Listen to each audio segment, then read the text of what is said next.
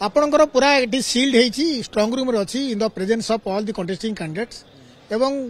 जहाँ अच्छी आपणकर ECI protocol election commission of India protocol आम मेंटेन करूँ एवं ताहा transparent it is being seal is being open in the presence of all the contesting candidates and returning officer and observer. Reply दे सारथिबे issue आपणकर एटी आवश्यकता नहीं कौन सेमती अभियोग आम उपनिर्वाचन मंडली पर आसी ना कारण it is transparent it is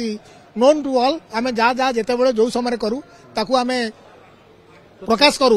करू आपणकर प्रिंट मीडिया रे इलेक्ट्रोनिक मीडिया रे एवं ट्वीट करू एवं आपणकर फेसबुक रे दऊ सोशल मीडिया रे ताकू दऊ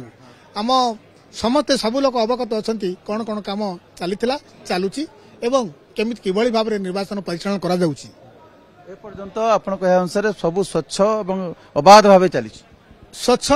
अबाध आज पर दी निरपेक्ष आज पर दी ईसीआई गाइडलाइन एंड मैंडेट आम करूँ।